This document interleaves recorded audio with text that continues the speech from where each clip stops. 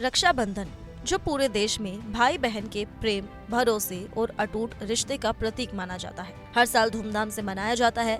इस साल भी 9 अगस्त को देश भर में रक्षाबंधन की तैयारियों की रौनक दिख रही है। बाजारों में रंग बिरंगी राखियां, उपहार और मिठाइयों की चहल पहल है। बहनें अपने भाइयों के लिए सुंदर राखियों की तलाश में व्यस्त हैं। वहीं भाई भी अपनी बहनों को विशेष गिफ्ट देने के लिए उत्साहित नजर आ रही हैं। ये पर्व हर कोने में रिश्तों को मनाने और परिवारों को जोड़ने का माध्यम बनता है। लेकिन उत्तर प्रदेश के गाजियाबाद जिले से 35 किलोमीटर की दूरी पर स्थित मुरादनगर तहसील का एक छोटा सा गांव सुराना, जहां रक्षाबंधन की रौनक से अलग दिखाई देता है।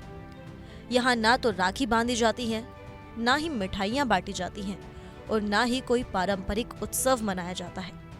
सदियों पुरानी एक भयावह घटना ने इस गांव की सोच, संस्कृति और परंपरा को इस कदर प्रभावित किया है कि आज भी रक्षाबंधन का पर्व यहाँ श्रद्धांजलि दिवस के रूप में मनाया जाता है।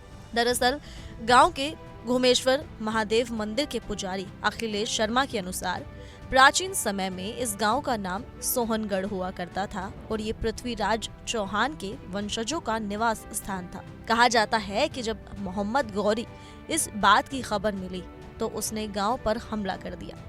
उसने जानवरों से, खासकर जंगली हाथियों का इस्तेमाल कर मासूम बच्चों, महिलाओं और बुजुर्गों को बेरहमी से कुचलवा दिया। इस विभीषिका को झेलते हुए गांव के लोग असहाय हो गए।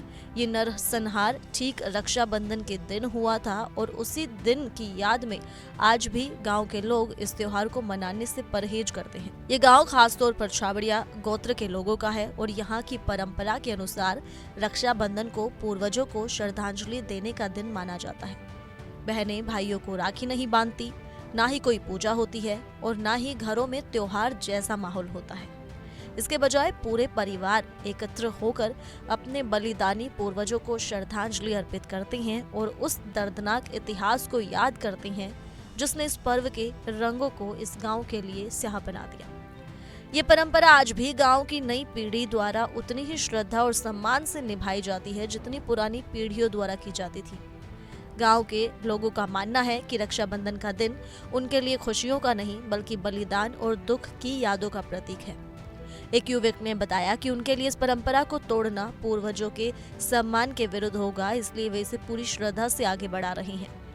आज भले ही ये पीढ़ी सोशल मीडिया और दुनिया की चकाचौंध से जुड़ी हो, लेकिन गांव की इस अनूठी परंपरा में आज भी कोई बदलाव नहीं आया है।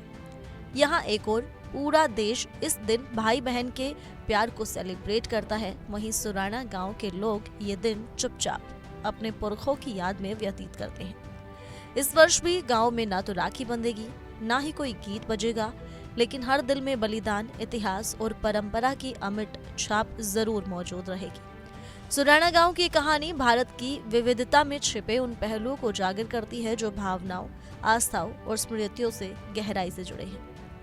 अभी के लिए सिर्फ इतना ही। ज्यादा खबरों के लिए जुड़े रहिए इंडिया डेली के साथ।